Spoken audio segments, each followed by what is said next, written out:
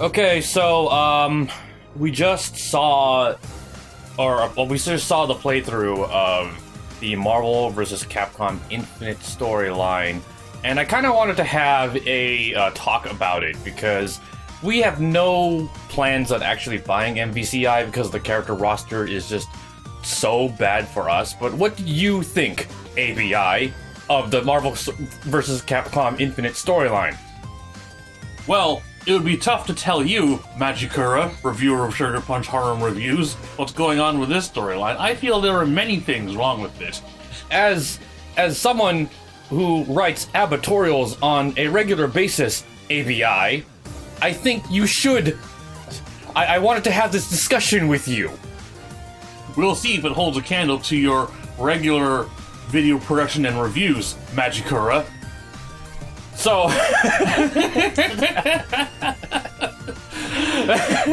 okay, I think we're done with that bit. Yeah. That highlights one of the problems that came up first very early on. Yeah, with the story preview that was on... I think you got to play it, I think, right? I didn't. It was on PSN. Well, there wasn't much to play. It was just beat up Ultron drones. True. While everyone yells each other's names. Yeah, that's still true in this game, though. Like, it is. All throughout. Oh, we meet Dark Messiah Jedah. Ghost Rider, the Reaper of Souls. How nice of you to come here with Morrigan. The Darkstalker. As well as Dante, son of Sparta. See, that's always gonna be a fucking problem, and, I feel that because they have to do it this way because they set up the story 90 days after the convergence. You know, there's no real, like, interesting way to have the characters introduce themselves to each other. They have to know each other, because according to the story, they know each other already, but then have to say their names for the sake of the audience. Yeah. Which is stupid, because I don't know half these characters to begin with. I mean, like, I don't really know half these characters. Yeah, we only know them through, like... I only know them through the Marvel Cinematic Universe, which is what I'm going to be comparing most of the Marvel characters to anyways, because that's what they wanted in the first place. It's clear they're aiming for the MCU crowd. You didn't really call them that, but... No, it is, that's very true, because look at what they did with Hawkeye. Yeah, they turned him to Jeremy Renner. Instead of the weird purple guy that he was in MVC. Yeah. But, like, I'm actually... Yeah, I'm gonna judge the Marvel character's performance on what I know from the MCU, which is why I'm, like, sitting here going, well, they haven't done anything with Thanos in the MCU, so they have to pull shit from the comics, right? Yeah. And the storyline assumes you know the story of literally every character. So imagine, there are some good scenes in the story, I will admit. Yeah. Right? The story mode is not as bad as I thought it would be. Like, they don't go through the entire story like they do in the beginning of the game. Of the preview. Yeah. But like, assume you have no idea what's going on with Spencer, right? And there's this really great scene that you mentioned to me before we started watching this. I did, yeah. Yeah, go ahead. Please explain it for those who haven't possibly played the game yet. So there's just a scene between Iron Man and Spencer, and they're in a lab, just not really doing much on their own. And Tony just brings up, hey, you know, I could just make you a new arm if you want. You know, just something better, something more better tech. And the camera shoots over to Spencer at his arm, and he just kind of looks at it for a second, and all he says is, "No, I'm good." Yeah, it would have been great. It would have been great. It would have been great, but, like, one, there are two problems with this, right? One, that highlights the stupidest plot point in any video game ever. Yeah. Your wife is an arm! Ah! My arm is my wife. And two, what if you had no idea who Spencer was? What if you didn't know about my arm wife? Well, here's the thing. Yeah. It's actually better for people who didn't know. Is it? No, because all you get from that scene is that he feels sentimental towards the arm and he won't get rid of it. You don't necessarily know that it's his wife, and it's probably better that way. Okay, let's back up. Let's back up, because there we've got before we start going like scene by scene, or do you want to go scene by scene? How do you want to do this? I don't have a real structure of how I wanted to do this discussion. Well, I feel like we should just go through problem by problem and bring up scenes that are relevant. Okay. So I want to talk about the biggest thing for the two of us, because we are kind of fans of Monster Hunter. Oh yeah, and the Valkanda scene. We wanted to see the Valkanda scene, and we were excited for Darren Moron and how they were going to deal with that shit. Right? Yeah.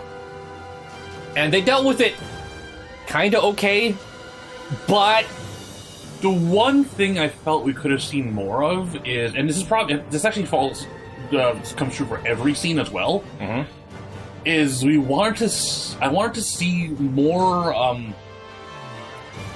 not more cohesion, but more result and like outcome of the universes colliding. And Valkanda is a really, really cool scene just because it is Black Panther's Kingdom of Wakanda combined with the hunter town of Valhabar. Yep. I want to see how that integrated. I want to see how they integrate hunter culture, which is a huge thing, by the way. Hunters have their own sort of crazy cultures and career goals because... Oh, and we didn't read the comic, so the comic does not count. If I have to read the comic in order to supplement this story, it's not a good story. No, I will not rely on the outside source of the comic to supplement what's missing here. It's just that, we didn't even get an interior model of the inside of the city, so you don't get to see how the people of Wakanda and the hunters interact. How they've integrated, the Hunters Guild into the city. Yeah. Because we see all sorts of things, like, okay, yeah, the air balloons are up, and you see, like, wagons coming by, and they clearly have some sort of functional society, but we never really see inside the city. Like, oh, we're gonna take this prisoner over to our king, who's standing on a cliff overlooking the whole city. We're just standing bumfuck outside the middle of nowhere, because that's where the stage is. Well, that's the limitation of the stage, though. But then again, they made a whole throne of Asgard or Xgard. Yeah, for that one purpose. Well, there's a playable stage for that too. There is? Yeah, oh, okay. And there's like a random hallway laboratory for the Umbrella Lab, which I think is also a playable stage. But there was also a few other story exclusive backgrounds that aren't playable in VS mode. You mean like the Darren Moron stage? Yes, the Darren Moron siege, as well as the city attack with the symbiote. I know why they don't make them playable in VS mode. It's because they're story spoilers. Okay, yeah. No, but then you should have been able to unlock them. Yeah. Like fighting games have been doing. Even BlazBlue did that. No. But what that means is that stage is going to come during a tournament, and someone who hasn't played the story is going to be like, "What's that?" Who the fuck cares? You're watching a tournament. Of course, you've either played the game or gonna be able, or don't care enough to like about the story that much, where you'd be like, "Oh no, God, what is that? Spoilers! I'm watching this tournament." But let's roll back to Valkanda real quick, right? Yeah. So there's a scene where the Monster Hunter like touches the ground, and like, oh, Darren Moron's coming, and I'm like, as a Monster Hunter fan, I'm sitting there like, that's not how Monster Hunters see or tell how freaking Darren Moron's coming. First of all, there should be a sandstorm. Yeah. Right. And second of all, wouldn't it be better if like Hunter got like a glint in her like goggles or something, looked up at the freaking the balloon, and the balloon is like doing the shiny glint thingy, like the Morse code with the reflection, and there she's reading it, and she goes, "Fuck, that's Darren Moron." Yeah, because I believe that's how hunters get their information. Yeah, they've got balloons everywhere. Because she just waves at the balloon, and the monster's like, the monster's coming. Yeah, right. Now I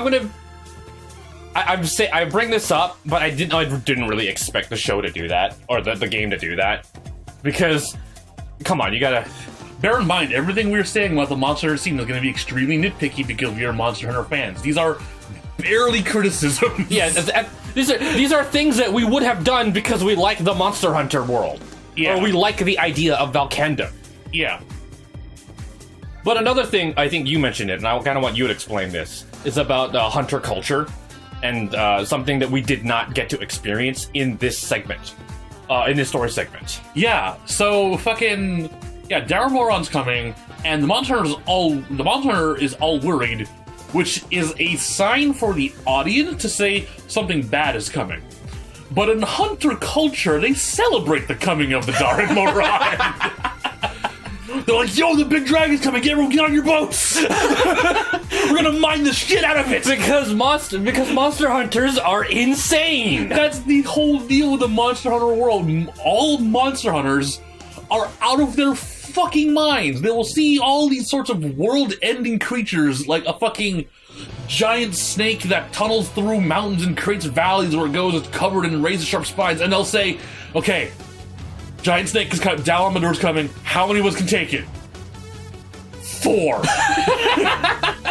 We'll send 4 hunters to take care of this giant mountain-eating snake. So, like, when they say Darren Moron's coming, like, oh, the great dragon Darren Moron's coming, you should see, like, hunter boats, like, coming out, like, yeah, let's do this! Yeah! It's frenzy, it's got Sigma virus, we don't care, we're gonna mine the shit out of that! It's got better loot!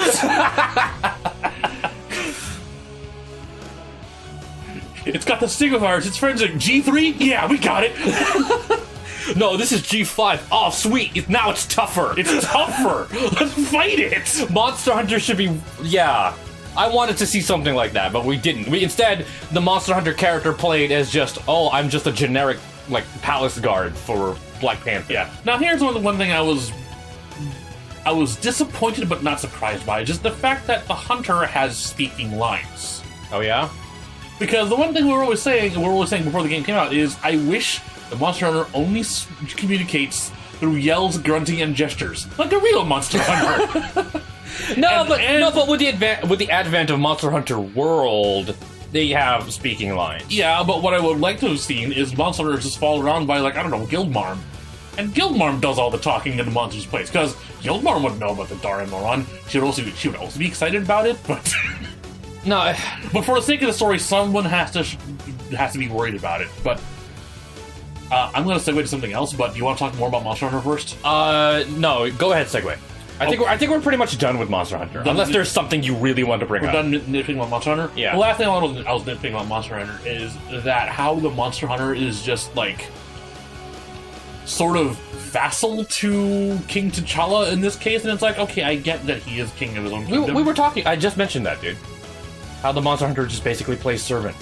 Yeah, and it just seems uncharacteristic of hunters in the first place, because they're not knights, they're not palace guards, they don't really have fealty, they just hunt monsters. It's their job. Now, this could have been addressed in the comic, but the comic does not fucking count. And even if it was not in the comic, we never got to see the infrastructure of Wakanda society, so we don't know how hunters is integrated into Wakanda's like social structure. Maybe they did induct a few hunters as, like, you know, warriors and, like, knights and stuff. Yeah, okay. Maybe. That would have been it. Yeah, that would have been nice to see, if they walked into fucking Black Panther's castle or whatever, and there were hunters on guard, yeah, I would have bought it. Okay, sure, alright. But I think it's time we finally stop talking about Monster Hunter and talk about another character. So, here's a character, there's a character I actually enjoy, who I think is the best written character in this entire, in this entire story. And that's Jedah. Jedah, oh my god. Jedah steals every scene he's in. Yeah. Because Jedah has only ever been in one freaking game, and he made a huge impact in that game, especially with the whole fetus of God bullcrap. Yeah, the entire game is named after him. Darkstalkers 3, if you don't know, in Japan is called Vampire Savior. And he's just called the Dark Messiah, right? Well, because the whole series in Japan is called Vampire. Like, the first game was called Vampire, and then there was, like, what was Darkstalkers 2 called? Vampire's Return or something? I don't remember, dude. And then the third game was Vampire Savior. And normally you think, well, the vampire in this case is Dimitri, but the Vampire Savior is Jedah. Yeah. Because Jedah's plan is to... What's his plan in Darkstalkers 3? His goal is always that he thinks he's saving the netherworld.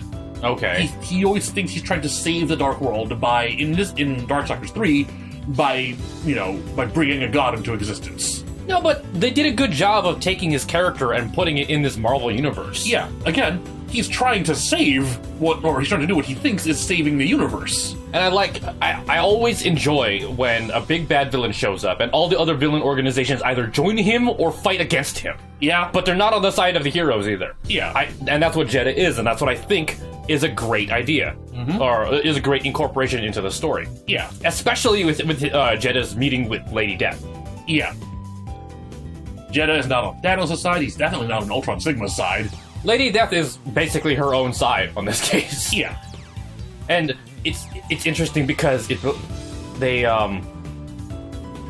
commendable that they were able to tie Jedah's story to whatever Lady Death's story is. Which I don't know what her story is. I'm just going to assume what I can get from Marvel Infinite is, oh hey, I'm kind of tired of this balance thing, but I do enjoy the whole. I do enjoy your proposition, Jedah.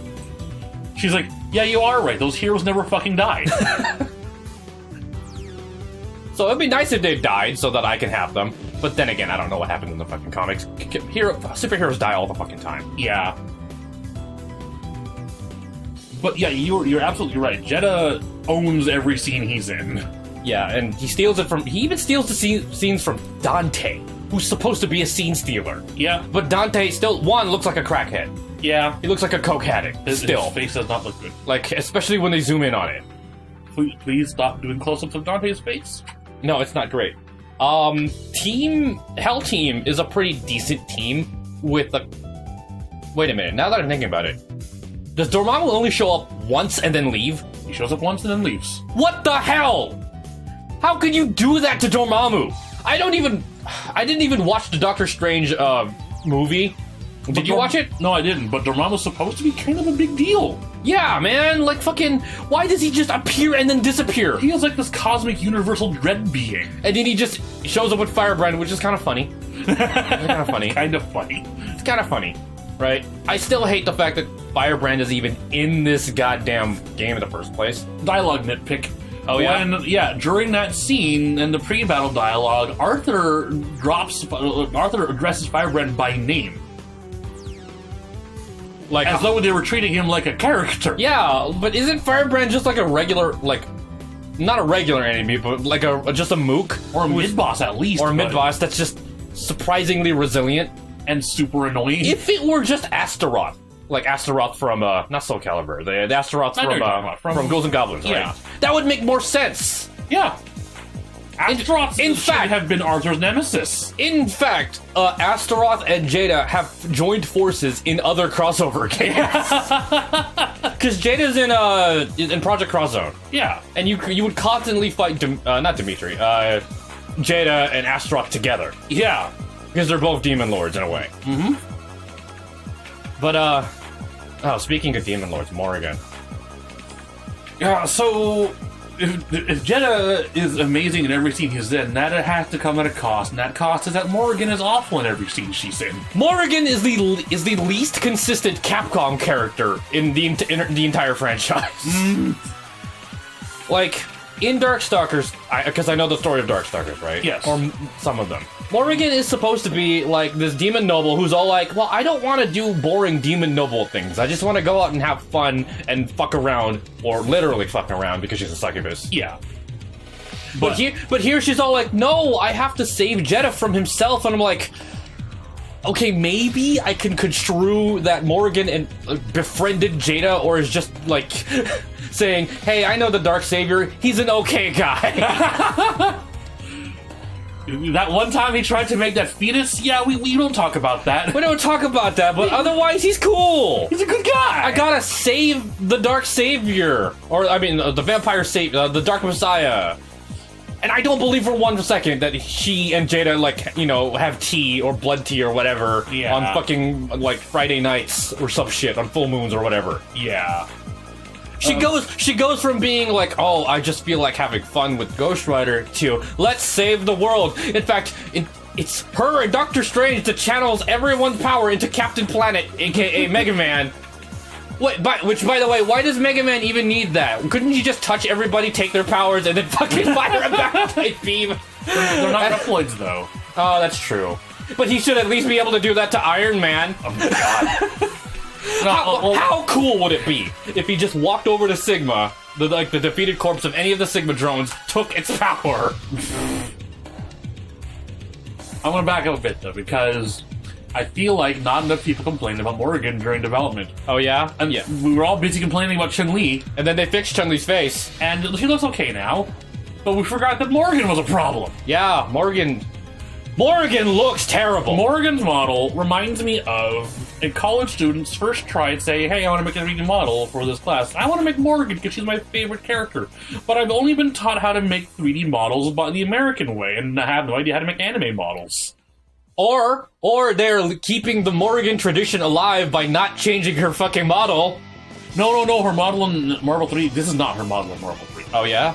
Wow, this is a completely new model? It's a completely new model. Someone built this Morgan model from the ground up. That's sad. It is sad. Is absolutely. They should have just imported the Marvel 3 model over. Well, the Marvel 3 model of her would have... She would have had that sort of uncanny Mega Man effect where she has anime face and no one else does. Oh, yeah? Which would have looked better than what she has now. But Jedah looks good. Oh yeah, Jedah looks great. Like, even though everyone was making fun of his cat face, yeah. Jedah looked fine. Yeah. No, the problem is that whoever's modeling this doesn't seem to understand how to, like... doesn't know how to, like, emphasize body parts. Like, that's why Ryu looks so fucking weird. Oh my god. That's why Ryu looks like a turtle. Like, oh yeah, we'll do the Marvel thing. We'll put all the muscle mass in the upper body, and then the arms are just gonna be kind of like little squiggly little things. If you're talking about the one screenshot, it actually does turn out that his gi actually does billow from the inside. Oh, does it? Yeah. Is that why he looks like a turtle? That's why he looks like a hunchback. Okay. Alright, fine, I'll forgive him for that. But still, does like Ryu and Chun-Li still have big limbs? No. Chun's model in Marvel has always been slightly more reasonably proportioned than she has been in Street Fighter V. Oh yeah? Yes. So she doesn't have the giant fucking thighs. They're still big, but they're not Street Fighter big. Well, that's why we got Chun face though. Yeah. That's why we got the weird. That's why we got the weird Chun-Li proportion. Yeah, they built a new model for Chun from the ground up, and it's meant to match a sort of Marvel type proportion, not a Street Fighter proportion. Because remember, in Street Fighter, Chun compared to other characters looks really tall when she stands straight up. Even though she's actually not actually that tall, she's supposed to be like 5'8", which I don't believe for a second. No. Well, she looks 5'8" in Marvel. Yeah. Compared to standing next to like fucking Thor and Hulk. Yeah, she looks 5'8" in Marvel, but I don't believe for 1 second that Chun-Li in Street Fighter V is as tall as me. All right, let's back up. Let's back it up to Marvel Infinite. Okay. Okay. Before I got distracted, what was I talking about? Jedah and Morgan and stuff. We're talking about Jedah and Morgan and stuff. I like the interactions with Ghost Rider, but there's not enough of it. Yeah. Man, the Dark Dimension people could have just had their own thing. I like that. I really like the Dark Dimension team. I actually don't mind. We were saying earlier how it was a problem about every character kind of know each other. I don't mind that all the Dark Dimension characters know each other.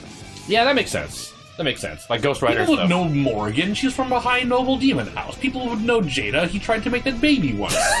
He tried to make a god baby. Yeah, people would know Dante, son of Sparta. He's a traitor to both worlds. Actually, and also, if you know Sparta, you know Dante, and you fucking know Sparta. Yeah, everybody knows Sparta. But there's this thing that was kind of bothering me about the scene where they're talking about Jedah and they're telling what's his name, Doctor Strange about it. Yeah. They're all like, "Oh, Jedah's in possession of the Soul Stone." Now, I know Doctor Strange would know about the Soul Stone because it's a Marvel Universe thing, and he's the Sorcerer Supreme, right? Yeah. What I don't understand is he's talking about Jedah like he's personally met Jedah, and he goes, "Oh no, the Dark Messiah with the Soul Stone. That's a bad combination." Well, shouldn't Morgan say that? Morgan, well, because Morgan's on like, well, Jedah's a good guy. No, she's going on like, "Oh, the Soul Stone has corrupted Jedah." I have this ugly accent that's not exactly accurate. In fact, I think the accent from Marvel 3 was better. Maybe, yeah.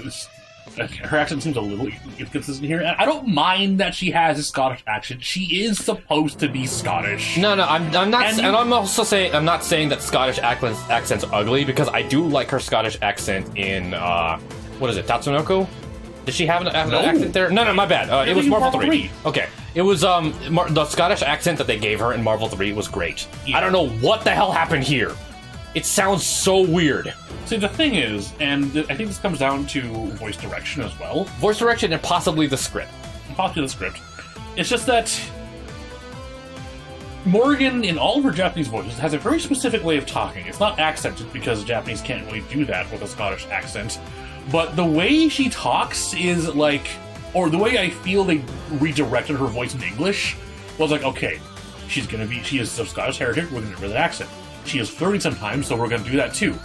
But in every other general sense, I want you to make her as unsexy sounding as possible. We have to stop Jedah! We have to stop Jedah! Oh, no, but you kind of know what I mean? Like, in Japanese, with all her Japanese VOs, like, with a few that have changed every now and then, Yeah. every word out of Morrigan's mouth sounds like seduction. Yeah. As it should be. Because she's a succubus! Yeah. No, but the person who was writing this, I get the feeling that, one, whoever was writing Morrigan has no idea who fucking Morrigan is, because the only thing she does is related to things she does in the fighting games. And she just chases around Jedah for the entire story. Yeah, right? Like, everyone remembers me for Astral Visions, so I'm going to do Astral Visions on... Oh, and I switched to Indian. I'm going to switch over to Astral Visions and do some shit with Ghost Rider, despite the fact that that's not all I do. I do enjoy the fact that she just picked a fight with him out of nowhere, because that's what happens in Darkstalkers. No, that's true. That's true. That's the one Morrigan thing that happens, but everything else, like, oh, we have to save Jedah. No, I didn't like that at all. The Soul Stone has corrupted him. We have to save my buddy Jedah. My friend. Alright, I think we're done with... Oh, there's one character in the Dark World team. Yeah. I'm used to calling it Makai. Yeah, the Dark Kingdom area. So. There's one character who is completely useless to the Dark Kingdom area, and that's Arthur. Arthur. You could have taken Arthur out of this entire game and nothing would have changed. No, he doesn't do anything for the story, which is not great to begin with. Like, Yeah. Spencer is the other one character I get rid of for I don't know, the Someone Metro cooler? Theme. Yeah, please. Well, okay, I'll get to Spencer and Chris and all them later. We'll talk about roster later. But Yeah. that's not really well, it relates to story in No, some we're way. the roster. I am going to talk about the roster in terms of what it affects in the story mode. Okay, so I'm going to bring up Arthur is worthless. I'm going to bring up something. I like Arthur, but he's worthless. Yeah, go I'm ahead. going to bring up something because we've been talking about characterization regarding Morgan, regarding Jedah, etc., etc., etc. Yeah.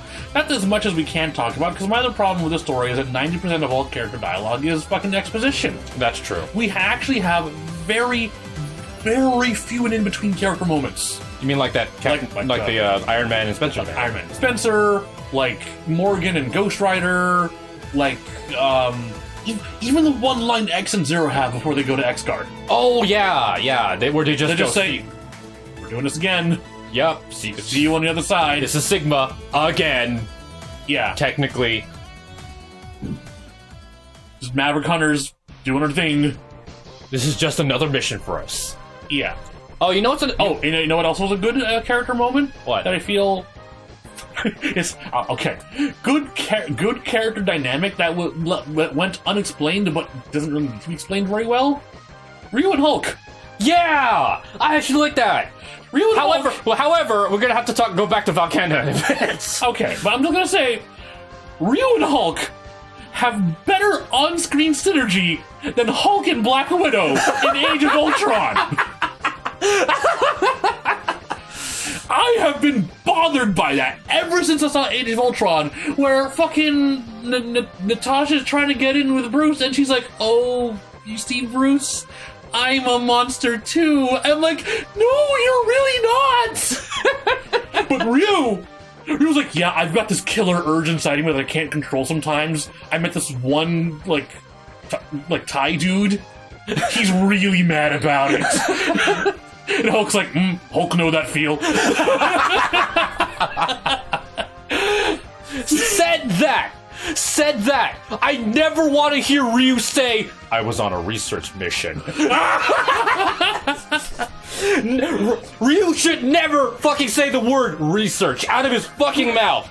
Oh my god, Ryu, the top researcher for the Avengers. I was with the scientist. He is here right now. Our craft landed not too long from here. Oh my fucking god, control. no! Ryu, you should have met Hulk in the middle of the desert, fought him, and Hulk go, you know, Japanese man strong. Have rage. I feel you, brother. Hulk feel you. Hulk feel you. No, that should have been the dynamic, and then they pick up and go like, "Oh, who is this Japanese guy?" I was like, and then Hulk was like, "No, he with Hulk." Hulk, take him down. Hulk, take him down. That's right. He just grabbed Ryu and like cradled him under his arm. Oh man. He even did the fastball special against Darren Moran. That was great. That scene was great. I like that. Although I would have liked it if Ryu's Shinku Hadoken shot the Darren Moran horn back into the Darren Moran. And then after they're done with that, they walk away. Would they have done that? Because fucking Hulk is doing Gamma Crush with his own horn. Oh, that's what he was doing? Yeah. Oh, okay. All right, no, I take that back. I still want the Monster Hunters to go, yeah, it's down, carve it. Yeah. The whole hunters start running out the city like, yeah! Free Darren parts! All right, we're done. We're done talking about Valkanda, though. We're done talking about Monster Hunters. I think there's one more thing I'll bring up about it, but later. Okay. Okay, so, But okay, yeah, just these very few and in-between character moments is the most disturbing thing because again, 90% of all the dialogue is purely expositionary. You don't get anything out of like Captain America. Captain Marvel just seems like an expositionary tool. Oh yeah, but Captain Marvel gets nothing, and she's the best-looking female character in the entire freaking game. Can we have pasted her face onto Morgan, please? Two different people working on two different models, and whoever was doing like Captain Marvel and Gamora's models knew what they were doing, and whoever was doing Morgan's model probably didn't get paid for his internship. Speaking of which, of Gamora, right? Like, why is it that Rocket has to tell Gamora how dangerous Thanos is? Oh my god. That I know. See, this is in service for the audience. Like, you can't trust Thanos. Nobody can trust Thanos. Nobody trusts Thanos. But this is Gamora. Gamora should know firsthand how fucking dangerous Thanos is. And even Gamora's all like, but he saved everybody. You know your dad, the evil space tyrant? And Gamora's like, yeah, but he took a hit for Spencer. He took a hit for Ryu. Oh, it was Ryu? It was Ryu. Oh no, that's why. Oh, let's talk about that since you were talking about Ryu earlier, right? Yeah. So, I see that they are using some cinematography tricks. Or not my bad. They're using some movie tricks for pacing. Yeah. Where they show off Ryu fighting off the Dark Hado, and Thanos goes, what's that? Right? Yeah. And then they remind you. In the middle of it, like where he, no. Ryu does his Shoryuken or something against fucking Darren Moran, suppresses the Dark Hado, and you're like, oh yeah, okay. So there's, even if you do not know who Ryu is or you do not know his story is, you see, hey, he has some weird darkness power going on, and he's suppressing it. And it's easy to relate to because he's related to Hulk, who also has rage problems. Yeah, exactly. So then later on, Thanos sees the Satsui no Hado, and then Thanos goes,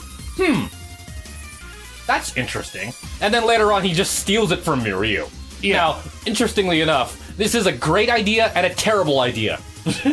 Because one, Thanos just used Mega Man tech to steal the Satsui no Hado. That's the kind of crazy shit I want to see. Yeah. Because Thanos just really likes gauntlets, I guess. Thanos just really likes gauntlets. But this is bad because what's Ryu gonna do now?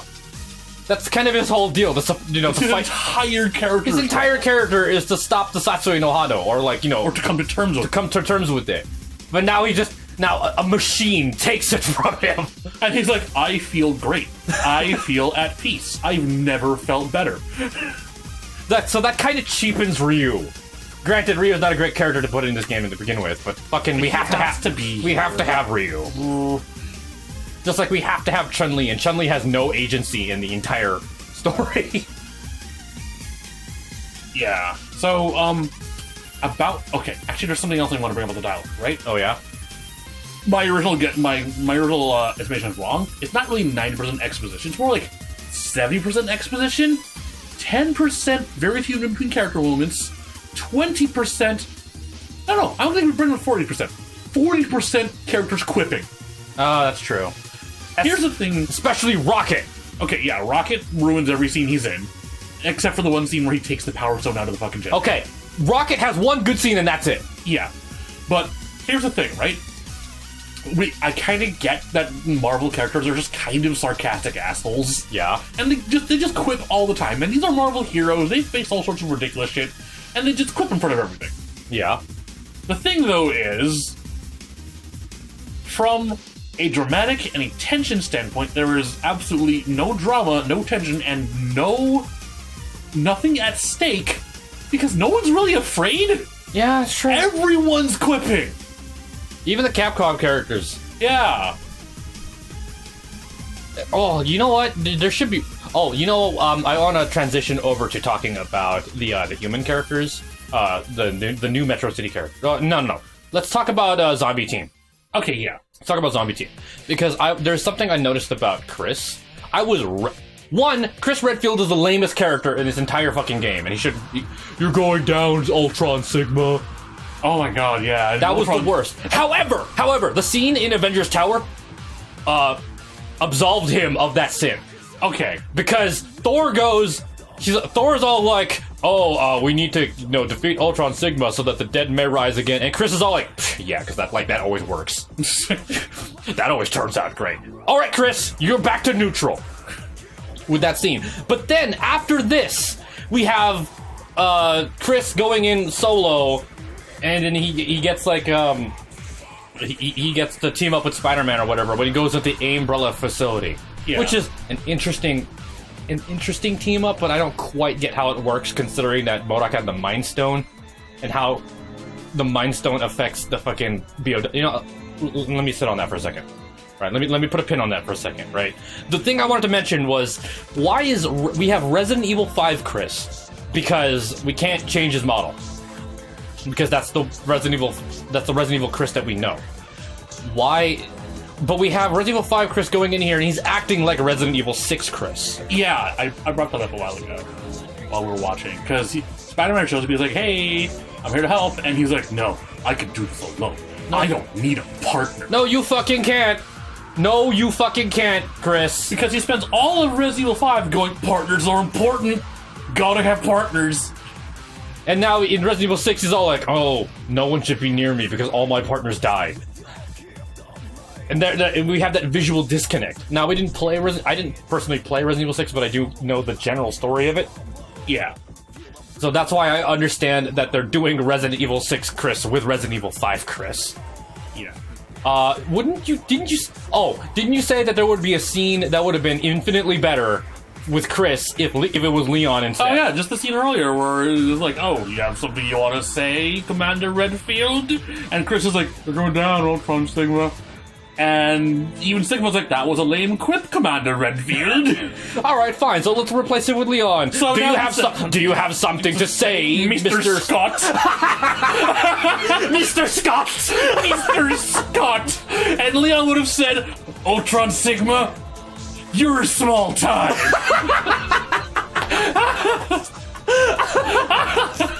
Oh man, I miss Resident Evil 4 Leon. Oh my god.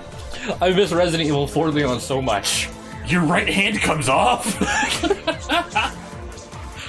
Oh. Apparently it does. He has two right hands. Ultron Omega. Yeah. Oh. But okay, Zombie Team. Yeah. Frank West is the worthless character in this one. At least he acts like himself. Yes. He even throws his only good line.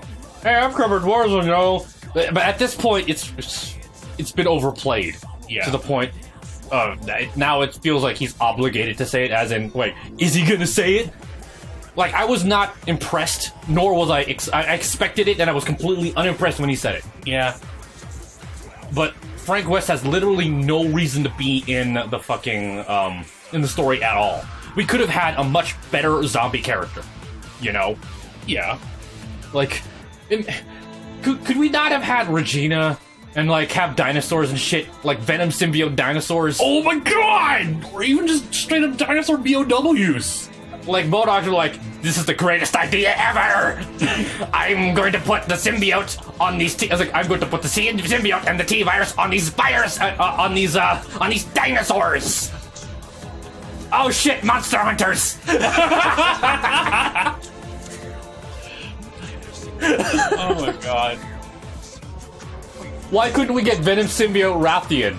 Oh my god. Or T-virus Gogmazios? Ah! That would have been great. Gogmazios is already a symbiote. Come on. That's true. That's why you just infect it with the T-virus. Okay, but like, Hagar. I'll give Frank one good scene. What? Which one? Where in the Sigma lab, where Thanos is about to be like, "Oh, I'm going to kill all of you," and Iron Man's like, "Okay, go get him, Frank." Frank's like, "What? Why me? He's gonna kill me!" At least Frank realizes how ridiculous this matchup is. But again, Frank West has literally no agency in the plot. He's just there to get fucking pictures. We could have had a character that had more agency. Now, I'm not sure. Okay, I kind of take back Regina, because if we put in Regina, we have more gun characters. Yeah. I kind of like that Hagar knows Spider-Man really well. Yeah.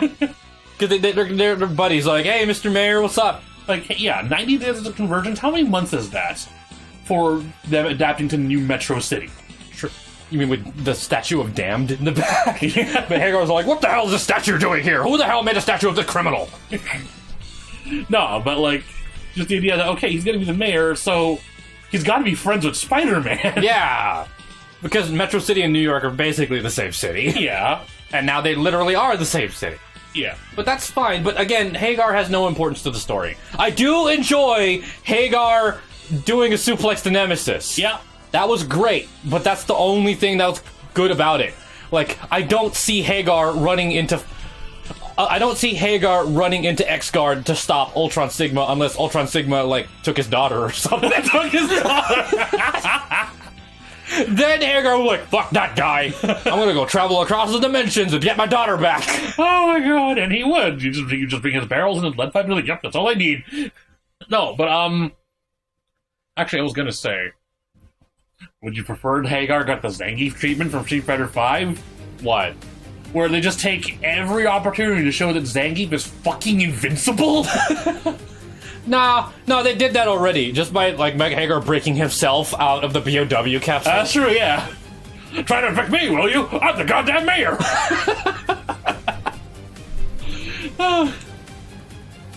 So, again, I like Mike Hagar, the character, but I don't think he should have been in the game. You know, he should not have had this much... Because they weren't going to use him in the story, then there's no point in having him in the fucking game. Yeah.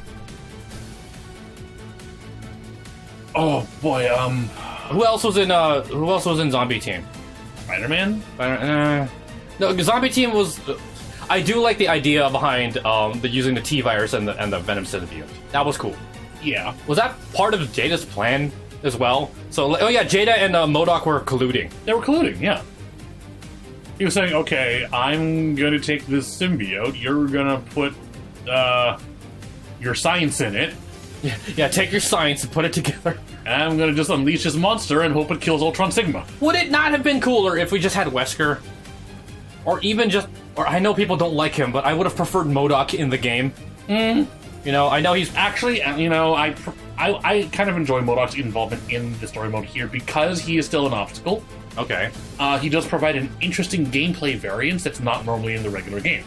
Oh yeah, we should probably we're just because you only saw the cutscenes, you never actually saw the actual fight. Yeah, MODOK is actually shooting shit, right? Yeah, while you're off fighting the BOWs, MODOK is actually harassing you with lasers and stuff, and he will actually activate the Mind Stone for his goons so they get meter to... Mooks have supers in story mode. They do? Yeah. Oh, okay. But why the Mind Stone?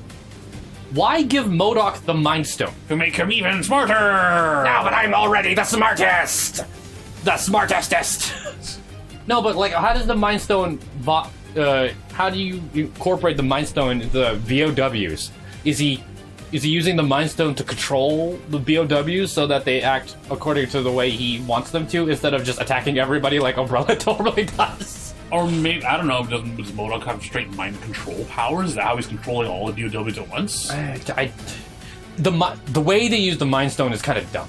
Like, I don't think they should have used the Mind Stone for the Resident Evil area. Unless you want to call back the one thing you were saying earlier where I was like, because you were saying, oh, we should just take out Nemesis and put in Jack Baker. I'm like, how are you going to write Jack Baker into the narrative? And you say... hold on. You were referencing a conversation we had off camera. Yeah. Okay, so... Offhand, I was complaining about, like, the involvement of Chris and Nemesis, and I'm like, why couldn't we have Jack Baker be the fucking representative for Resident Evil. Why are we still shielding for RE5? Yeah. Is what we're saying. Right? Put in Jack Baker. He's got enough things. He's invincible. He's got enough, like, tools and attacks. He could even, he could simultaneously replace Chris Redfield and Frank West. Yeah. And his super could be, like, I don't know, he either transforms into the Mega Jack, or he could just pull out the chainsaw scissors. Yeah. Right? And I was saying, well, how do you write the Bakers into the story? Because they have no plot outside of their own house. But then again, remember what fucking, what's her name? Evie. Yeah. Remember what Evelyn's all about. Yeah, what you said was just, give Evelyn the Mind Stone. and I'm like, ah! Is that not a better idea? Ah! It's like, okay, we found the Mind Stone. Problem is, it's in the creepy house. And Chris would have been, well, if Chris were still there, he would have been like, oh, I got this. I got this. Or Evelyn is now. Or Evelyn creepy is zombie house. That's what I do. Or Evelyn is controlling MODOK. What? We must still have MODOK in the story. No, but you'd have to figure out how to combine the Baker house with something with Marvel. Oh yeah, that's true. And Aimbrella is a better combination than Aimbio house. I just got the pun!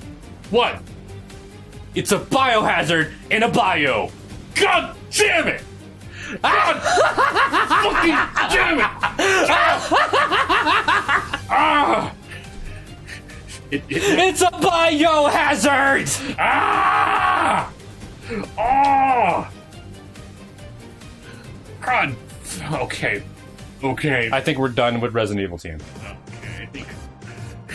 What's the last team? Space Team, right? Space Team? Yeah. So there's a bunch of Strider stuff I don't understand because I didn't really play the Strider games. It's really dumb though because I think this is Gamora and Strider together is a pretty cool idea. Yeah.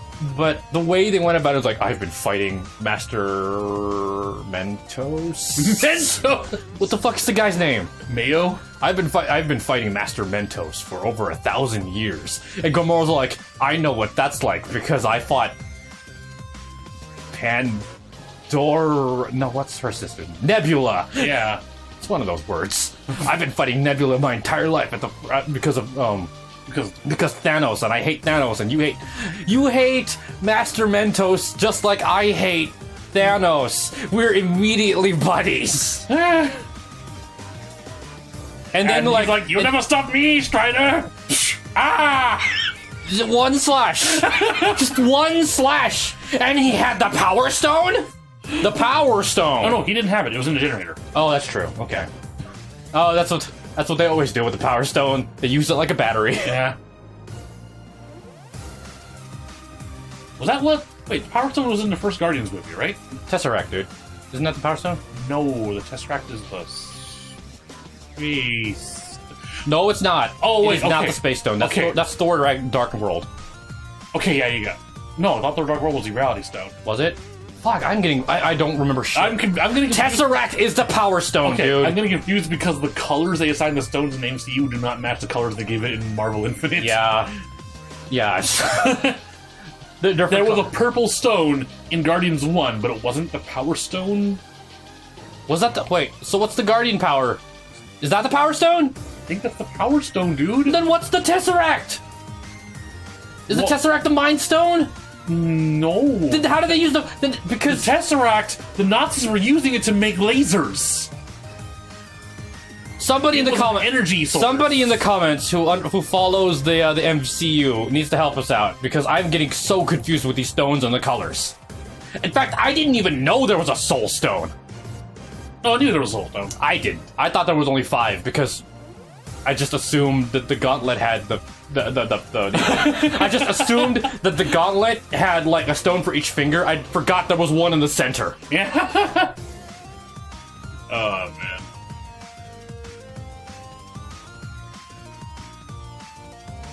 So I mean, there have definitely been better story modes, and there have definitely been worse story modes. So I mean, where do you place Marvel Infinite? I'd say Marvel Infinite story mode is I think it's slightly better than Street Fighter V story mode, but it's missing a few things in terms of gameplay. And what I would have liked to have seen, because you have all these big teams, you should have been able to choose which character you play as. Oh yeah. Kind of like what Injustice 2 did. Yeah. Or Injustice in general. Yeah. Now, I know you have a vendetta against all things NetherRealm, but, like, the story mode in Injustice and Mortal Kombat did start this whole freaking thing. Yeah. No, look, my grudge against NRS is very well known, but I will always say this about their stuff. Their story modes have great production. Okay. They're well produced. And actually, highlights one thing I was going to bring about Marvel Infinite, actually, because Marvel Infinite is using a very film-style camera work and cinematography and all this stuff, which looks great in a shot-for-shot kind of thing, but kind of highlights how this game does not have the intricate facial motion capture that most modern games have nowadays. Oh, that's true. Because I remember Gamora was talking and she looked like a puppet. Yeah. Actually, Chun-Li as well. Chun-Li as well. Most of the characters just cannot emote at all. Especially Thanos. Especially Dante. Especially Dante. Yeah. Thanos is surprisingly expressive. Oh, Jedah looks great, too. Oh, Jedah looks great, yeah. But Thanos I found surprisingly expressive, if only because he's got a really big mouth, so... His face is really big. Yeah. That's why. There's actually a very early camera thing I noticed. Again, involving Thanos noticing something, like you're talking about Thanos noticing the Satsu no Hado thing. Yeah. So, early on, before Thanos is released from his prison, and he's still wearing the little suppressor helmet, right? Yeah. Thor's talking about how we need to cooperate with Thanos to defeat Ultron. It cuts to Thanos looking outside the cell, and he's looking at Thor's wounded arm. Yeah, yeah. And it's pretty cool because we can see the arm, but it is hidden behind his cape against everybody else. So it is believable that nobody believes that Thor is, like, infected. Yeah. Because normally you'd be like, Thor, why do you have a big gash on your arm? No, don't worry about it. Right? Yeah. No, but there is... They have a competent director for the story mode, I think. Not a very competent writer. Okay. Again, it's highly, it's very obvious that whoever was writing this did not know all the characters and had no idea what to do with some characters. But, like, if Marvel was really in control of all the stories, then why are Rocket and Gamora so badly written? Oh my god. Right? Yeah. Like, you're gonna deal with Thanos, man. Like, fucking we haven't caught up to Thanos in the MCU, so you have to do shit with Thanos that like requires some creativity. Yeah. Like the Guardians have been around for a while. Oh, speaking of the Guardians, right? Okay, here's a minor nitpick that I have, which is not super important, but it kind of bothered me. Rocket has Groot in his attacks, but Groot is not present in the storyline. That's true. It's actually entirely possible in scenes where you play as Rocket that you could have called him Groot. Yeah. So, like... Where Groot? Where the hell is Groot? Where Groot? It's not like Groot is gonna help the story any, but it would be nice if Groot was just in the background. He was just there. Maybe he'd be in those large fight set pieces where he's just off in the back doing his cool thing. Yeah, why the fuck not? Smashing a Voltron drone. Why the fuck not? Where Groot? In fact, why don't you just have Groot in the background? Okay, how cool would it have been if you just had, like, a, just take the X-Guard stage, and in the background you have, like, Ultron drones coming in, and every now and then a Marvel hero will fly in, beat up a drone, and then fly out. Or, like, a Capcom character will do that. Yeah. Like, I want to see, like, big set pieces, like, Well, it technically happened during the fight with the symbiote. Or not with the symbiote. That was actually really good. I liked that scene a lot. The whole CG, the cutscene where everyone's fighting the symbiote. That's where Marvel Infinite storyline, the story mode shines. Yeah, and characters also get together, do cool things. Spencer gets bodied in every scene he's in. That's true. He literally does nothing interesting. Go die, Spencer. Your fucking bionic arm isn't even invincible. Oh my god. But I want to see, like, big fights like that. That reminded me of, like, the first Avengers movie. Yes. Like, I want to see shit like that. And it's cool that you've created this monster from both from Marvel and Capcom for the Marvel and Capcom characters to fight. However, I am reminded of this one scene that I think forgot to bring up during Zombie Team, where Spider-Man's all like, "Hey, we need to hit it with like fucking church bells or some shit because we need high frequency sounds." Oh yeah. And Chris is all like, "Yeah, I got this," and he just fires a rocket at it and makes the situation worse. Now, normally we'd be like, "Good job, Chris, you fucked up," but it was a rocket launcher. It's all he knows. The rocket launchers solve all of his problems. Big fucking monster. Well, just shoot a rocket at it. Game's finished. Roll credits. Get my chopper. We're gonna fly away. Okay, but I think we're almost about. Is there anything else you wanted to bring up? I think in terms of nitpicks and dumb story things that we found like cool and was shit we didn't like, I think we're pretty much covered all of that. Unless there's something else you want to talk about. There are greater narrative problems that aren't so much Marvel Infinite's fault, that is the fault of fighting game stories in general. I actually want to talk about that in a different video entirely. All right. But if you want to like skim over what you want to talk about, skim over the topic in this video, because you are bringing it up right now, so I kind of want you to mention it. The fault of it really has to do. Well, it's also the fault is enhanced by the writing style of it because of all the quipping and all of the... It's just the idea that because everything is being told through a series of one-on-one fights, or 2v2 fights as it were in this case, there's no such thing, except for a few cases, of a fighting game story where there are actually stakes involved, where there's an actual real risk of failure. You even get cases like the Civil War fight, yeah, where they bring it up in gameplay, therefore it must be important. It is a game over condition if you lose that fight, but that fight actually has no bearing on the story whatsoever. Even if Cap lost that fight, what are they going to do? Not release Thanos? Because Thor interrupts him anyway. Yeah. They've been getting better about this over the years, like when they let you play the villain instead of doing the dumb thing where you fight the villain and then you act like you lost anyways. Yeah. So it's better. It's improved a little bit, but the fundamental flaw is still there. Mm-hmm. It brings to mind something I remember seeing a long time ago. I think it was Yahtzee reviewing Mortal Kombat 9. Yeah. What about it? Where he's saying, okay, there's a scene in the story mode where, like, fucking Johnny Cage is making, like, sexually harassment remarks about Sonya Blade, and Jax is like, oh yeah, well, fuck you, and they get into a fight. And it's like, this is a game over condition? Yeah, that's... Does Jax have to win this fight? You mean, are you saying that you could have either not had that fight together and just made it a cutscene? Yeah. Or had it so that even if you lose, you continue? Yeah. But because all fights are game over conditions for the sake of it, being a game, yeah, it means that the story kind of places equal importance on every single encounter. Okay. Even the useless ones. Even the completely useless ones. Even, like, where, like, facing a drone carries the same game over risk as facing the final boss. Well, then what would you have liked to have seen? Oh, I think I know what you'd like to see. I think you would have preferred it if they had a different gameplay, or they changed it enough. Kind of like the MODOK fight, right? Yeah. Well, I like to see gameplay variants. That's a fun one, too. But I think... Would you the have... story... They were because of what they were going for, they were not allowed to do anything else. They were going for something that mimics the feel of a Marvel Cinematic movie. But what I want out of a fighting game story is where things you do in the game have some outcome to the story, like Guilty Gear X2. Huh? What are you talking about? Remember how stories branch in Guilty Gear X2 story mode? If I destroy this person or not, if I finish this fight in 30 seconds or less. Oh, okay.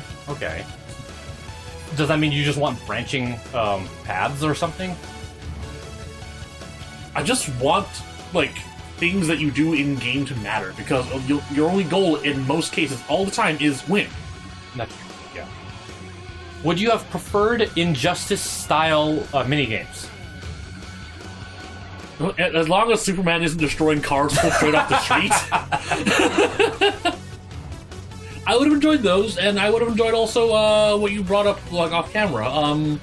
Those unique story fights from the JoJo game. Yeah, arcade game.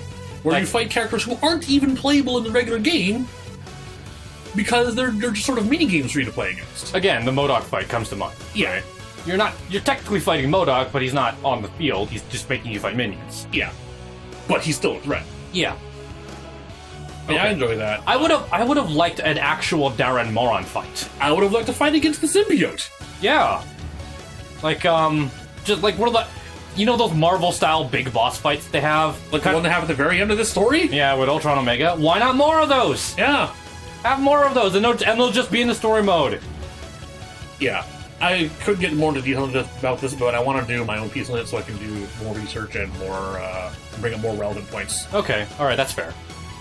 So, yeah, I think that about covers all of our gripes and hypes of... That's a good word. I like it. I think I just titled the video.